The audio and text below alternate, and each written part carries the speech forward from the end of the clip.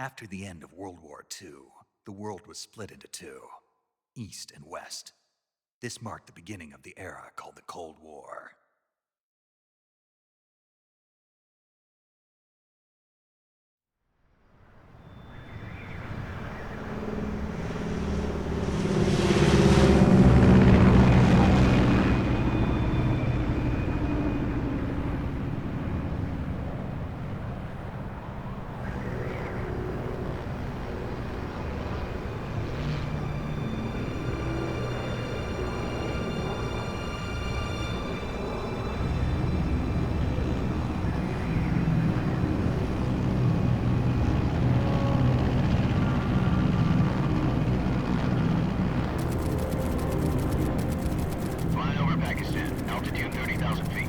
Approaching Soviet airspace. 20 minutes to drop off. Commencing internal depressurization. Equipment check. Arm main parachute. All right. You ready to go? Drop zone still showing a high pressure mass. Cav okay. Good. We've got high visibility.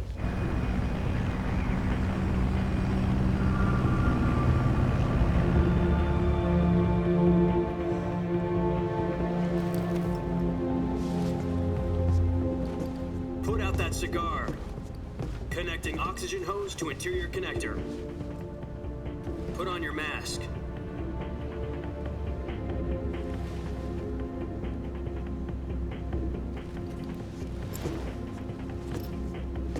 Does this panty waste know what he's doing? Approaching release point. 10 minutes to drop off. Hey, are you deaf? He said put out the cigar and put on your mask.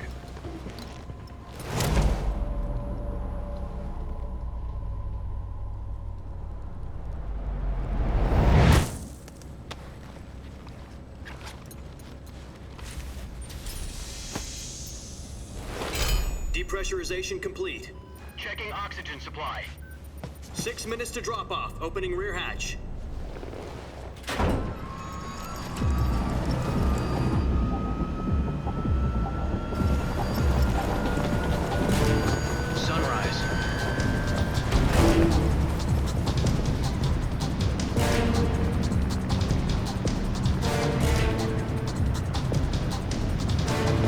Temperature minus 46 degrees Celsius. 2 minutes to drop off. Stand up. You'll be falling at 130 miles per hour. Try not to get frostbite from the wind chill. 1 minute to drop off. Move to the rear. Activate bailout bottle. This is one for the history books. The world's first halo jump. 10 seconds to drop off. Stand by. Status okay, all green. Prepare for drop-off. Countdown. 5, 4, 3, 2, 1. Spread your wings And fly. God be with you.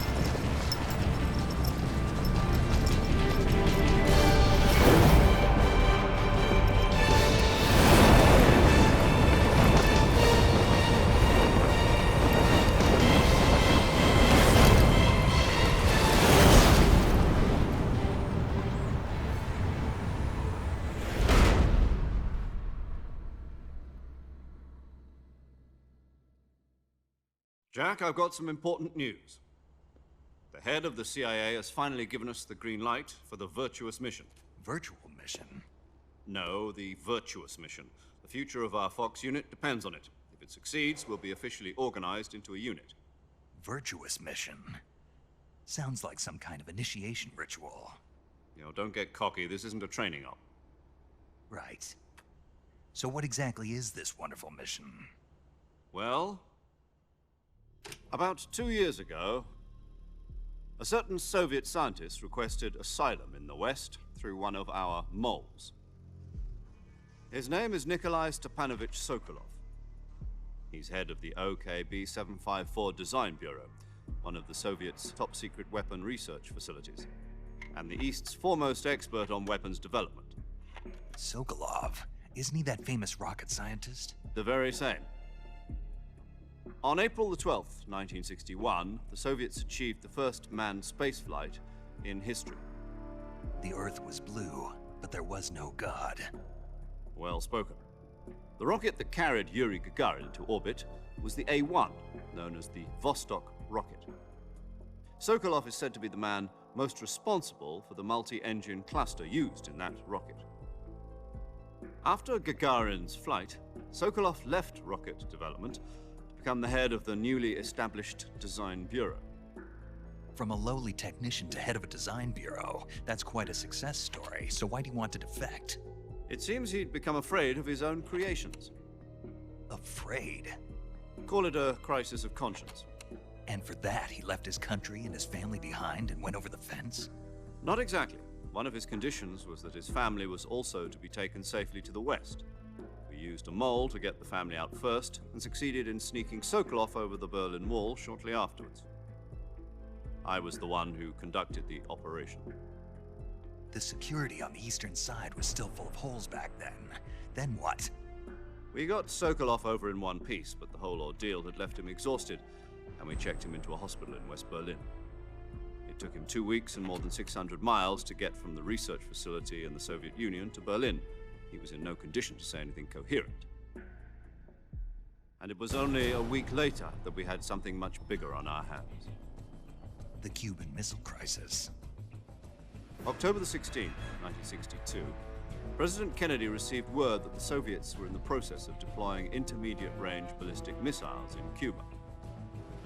The President demanded that the Soviets dismantle and remove the missiles. At the same time, he announced a naval blockade to prevent further missile shipments from reaching Cuba. But the Soviets didn't back down, instead placing their armed forces on secondary alert. Soviet transport ships carrying missiles continued on course towards Cuba. US and Soviet forces went on alert for an all-out nuclear war. Frantic negotiations were conducted through the UN's Emergency Security Council and unofficial channels to end the hair-trigger standoff. Finally, on October the 28th, the Soviet Union agreed to remove its missiles from Cuba, and so the world avoided a nuclear holocaust. But in order to get the Soviets to pull their missiles out, we had to make a deal. You mean the one where the US agreed to remove its IRBMs from Turkey? No. The Jupiter IRBMs deployed in Turkey were obsolete, and we were going to get rid of them anyway. They had no strategic value whatsoever to either the US or the Russians. The Turkey deal was a ruse, a cover story that was fed to the other intelligence agencies around the world. So what did the Russians really want? Sokolov. They wanted us to return Sokolov. You mean the Soviets pulled out of Cuba just to get their hands on Sokolov? That's right. What the hell was he working on? At the time, we had no idea. We were running out of time. It was either give up Sokolov or risk full-scale nuclear war. In the end, we had no choice. President Kennedy gave in to Khrushchev's demand. The next day, I got Sokolov out of the hospital, handing him over to agents on the eastern side. Sokolov kept on screaming, "Save me," until he disappeared from my sight. Then a month ago, we received some new information from one of our moles. About Sokolov? Yes. He was taken back to the research facility and forced to continue working on the weapon in question under KGB supervision. What's more, it's on the verge of completion. So what kind of weapon is it? Something to do with space rockets? No, missiles. Same technology. I guess you're right. We don't know the details, but it appears to be a new kind of nuclear device. For half a year now, the Soviets have been conducting frequent nuclear tests at Semipalatinsk. Something to do with the weapon, I assume. We're talking about a secret weapon so big that Khrushchev was ready to pull out of Cuba to get it back. Is Sokolov still in the facility? No. According to our intelligence, he's in Selinoyarsk, a place in the mountains about 3 miles to the west that's known as the Virgin Cliffs. The Virgin Cliffs. Nice name for a virtuous mission. They moved him there just recently. Why? Apparently, they're conducting a field test of the weapon, but it's our best chance to get him back. This mission would never have been possible if he was still in the research facility. This is our last chance. Sokolov must have known that too when he contacted us.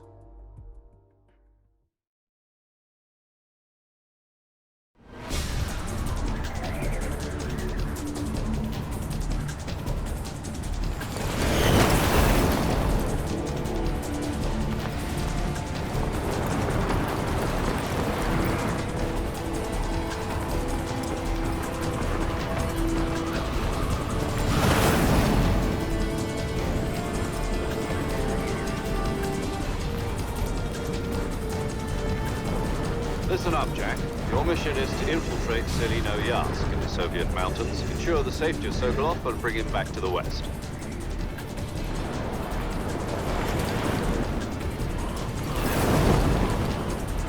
If we don't get Sokolov back before that weapon is complete, we'll be facing a major crisis. The clock is ticking.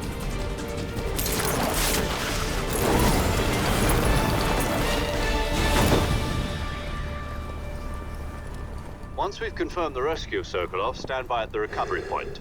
A recovery balloon will be dropped at that point. Helium will be pumped into the balloon to inflate it. The process takes about 20 minutes. Once it's complete, the gunship's arm will latch onto the balloon and pull it up. The Fulton surface-to-air recovery system. I'm familiar with the theory. Take it easy. It's been combat proven. Do you think Sokolov is up to it?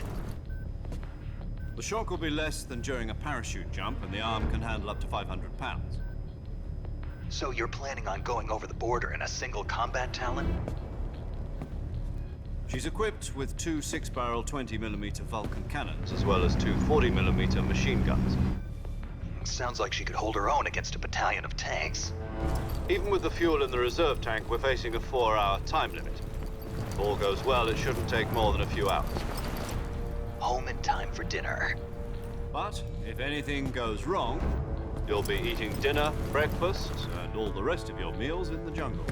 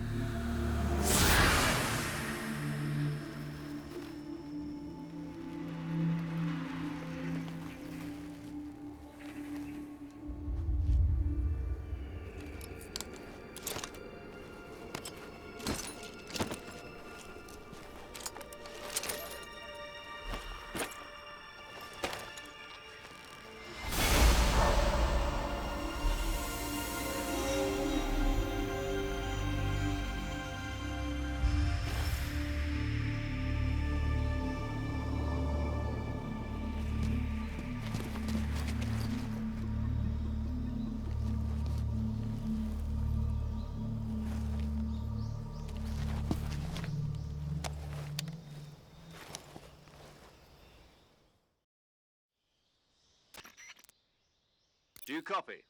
You're already in enemy territory, and somebody might be listening in.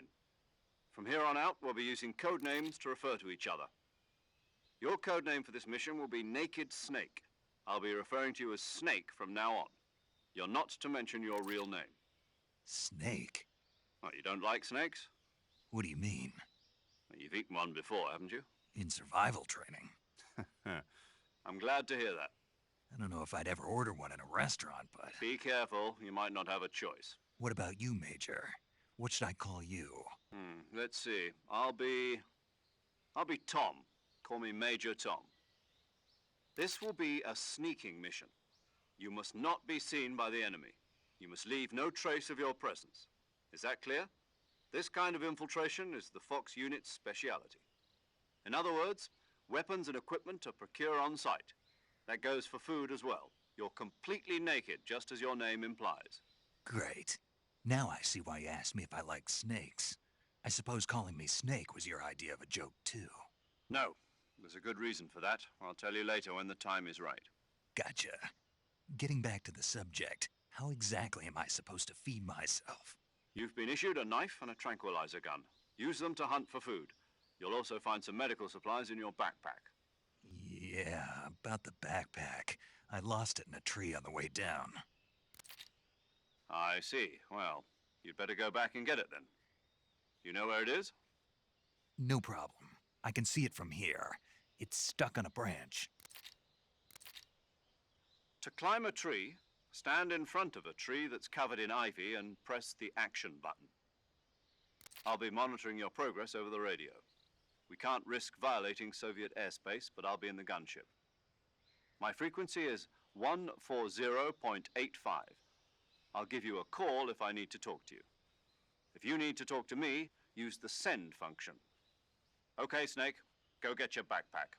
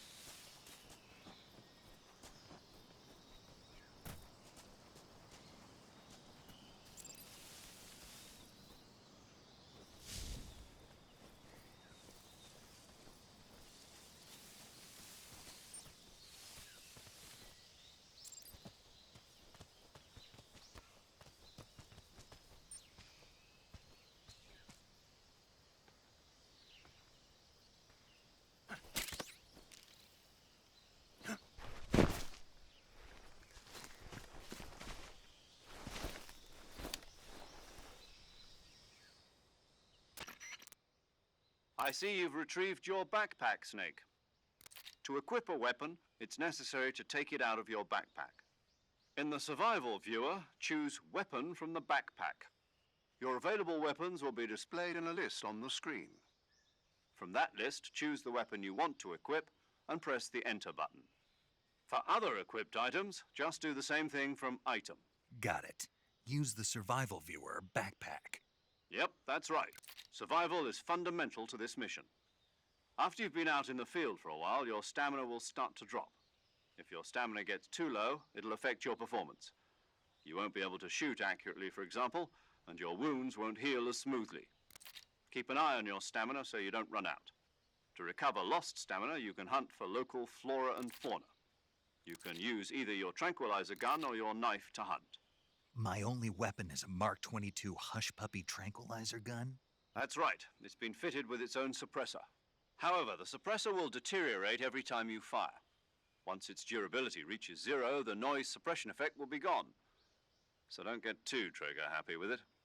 The suppressor's durability is shown in the icon. Any weapons and equipment beyond what you're carrying now, you'll have to find as you go.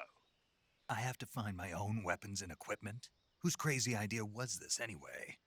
Solo covert actions are standard Fox operating procedure. You can't leave any traces of your presence. No weapons, equipment, footprints, sweat, or bodily waste. The same goes for bullets and cartridges, too. Your presence in enemy territory is already a violation of international conventions of warfare. There aren't supposed to be any American soldiers in Russia. It could spark an international incident. You can't let anyone see you. You can't let the enemy know you're there. This is a stealth mission. You're a ghost, Snake, in every sense of the word. And there'll be no rescue if you're captured. The military and US government will deny any involvement in the affair. Then I'll just have to take care of myself, huh? I'm afraid so. You've been given a fake death pill for that purpose. SIS guidelines stipulate that soldiers on covert ops like this one be issued a potassium cyanide capsule. Tape it to your body so you can take it when you need to. How generous of you. Use it if you're taken prisoner by the enemy. It'll send you into a state of false death for a short time. Fooling them into thinking that I'm really dead. So how do I come back to life? Just take the revival pill. You mean that thing they put in my tooth before the mission? That's the one. But be careful. If you remain in a state of false death for too long, nothing will be able to bring you back. Remember that. I'll keep it in mind. You said this was a solo mission, right? Right. I guess that means I can't count on any reinforcements. Correct. The mission rests entirely in your hands. A real one-man army. Relax. There's a support team ready to back you up over the radio. Who? I'll introduce them to you.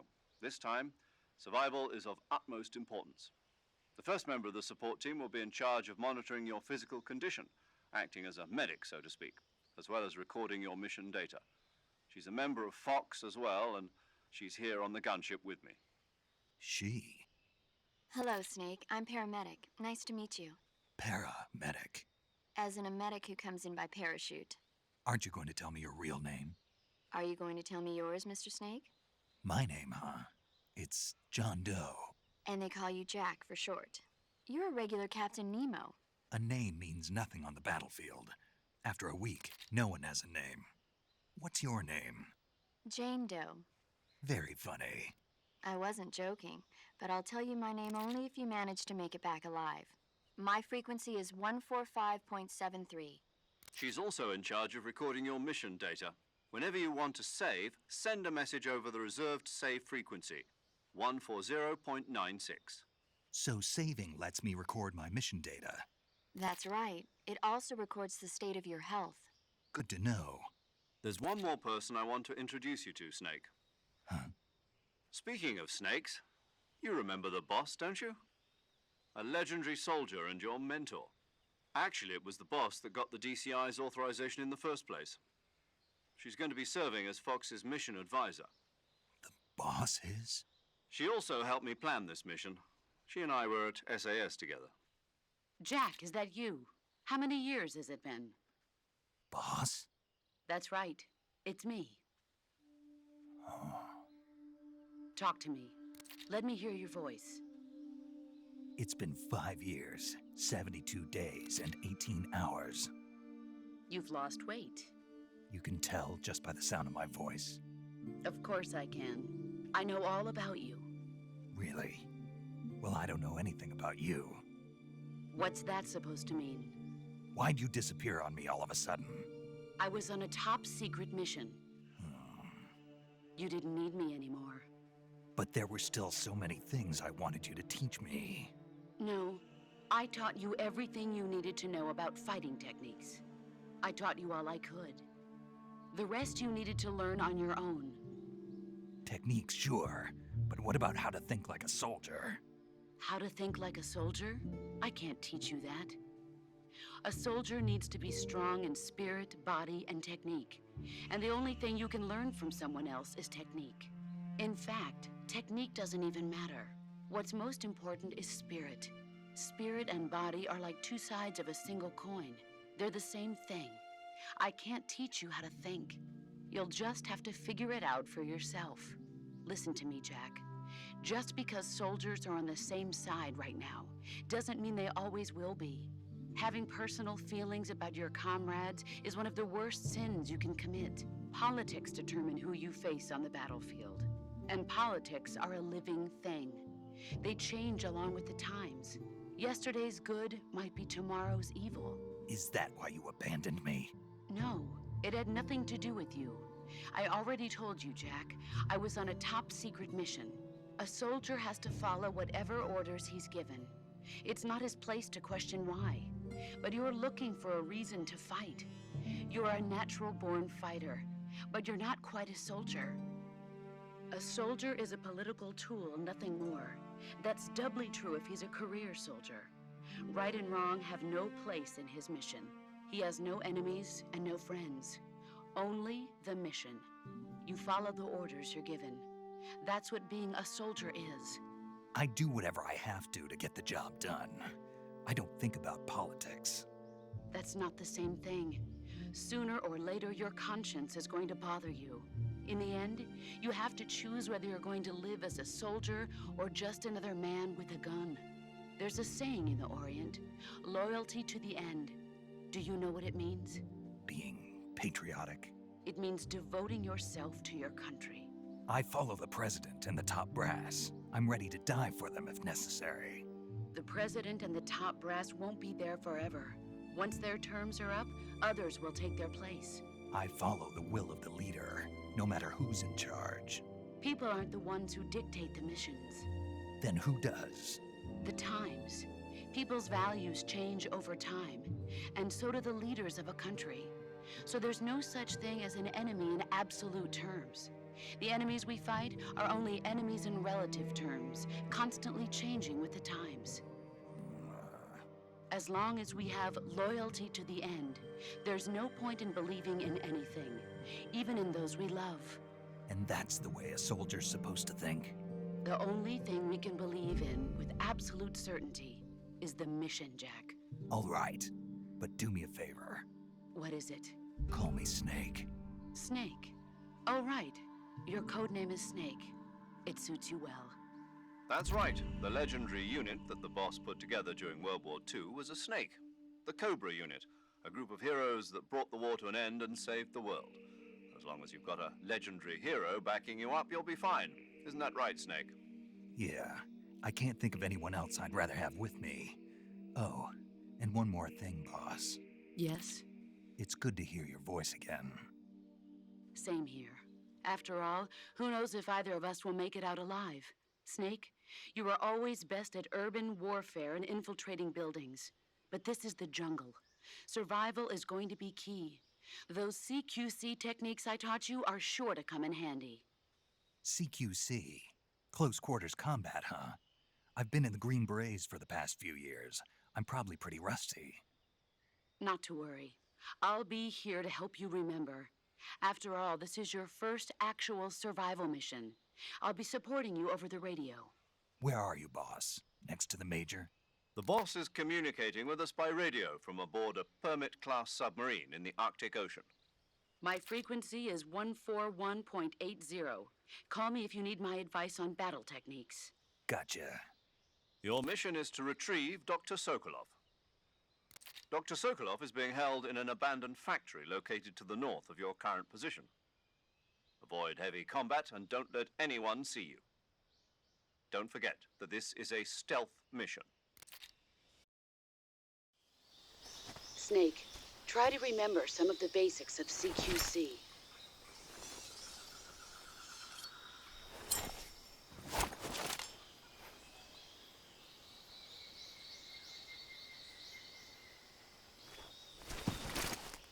Commencing virtuous mission now.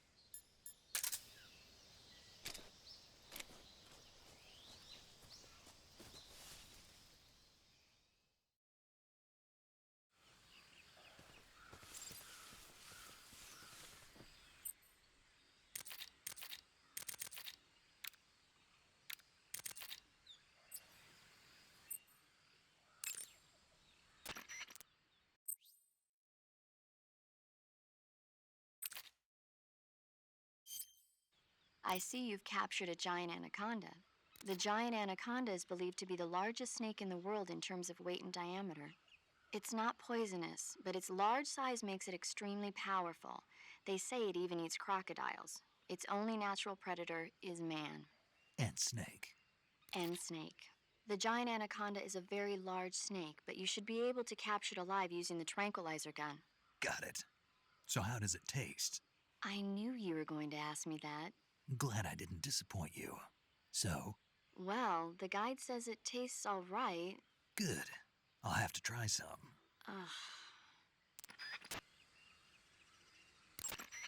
I see you found some Siberian ink cap mushrooms. The Siberian ink cap is a mushroom from the ink cap family. Its life cycle is transitory. As soon as the spores mature, the cap starts to turn black, liquefy, and melt away. And that's why they call it an ink cap? That's right. It doesn't really turn to liquid, but you get the idea. In its immature state, before it melts away, it's valued as a source of food. Just be sure not to eat them while you're drinking alcohol. Why's that? Ink caps contain coprin, which inhibits the function of aldehyde dehydrogenase. This prevents the body from breaking down alcohol, causing a buildup of acetaldehyde. Meaning? Meaning it will give you the hangover from hell. Oh, wait a minute. What? You think I'd drink alcohol in the middle of a mission? Wouldn't you? Hell no. Well, I'm knocking a shot back now. What? Just teasing you. Oh, come on. Where's your sense of humor? I need a drink. Check your stamina gauge to see how much stamina you have remaining. It shows, as the name suggests, your remaining stamina. As you consume stamina, your natural life regeneration is slowed and your hands shake more. Your O2 gauge and grip gauge also become shorter. Excessively low stamina can often impede your mission objectives. Make sure you replenish stamina before that occurs.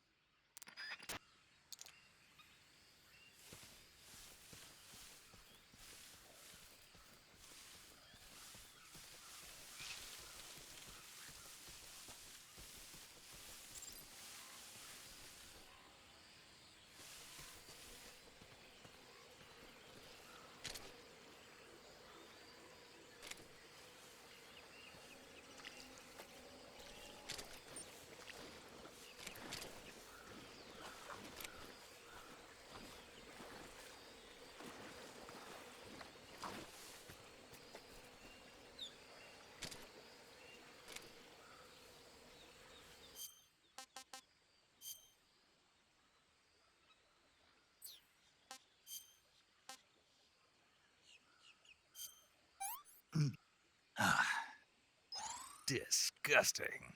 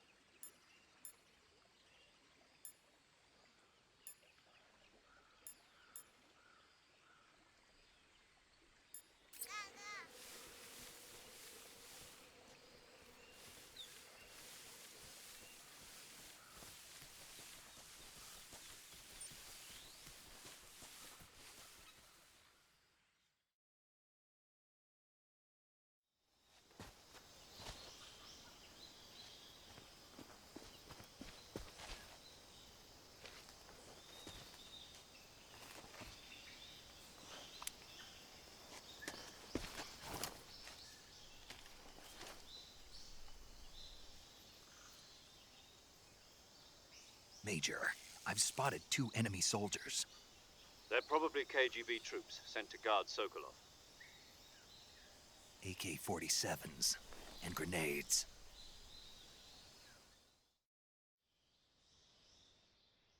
Snake, your presence in Soviet territory is already a violation of international law.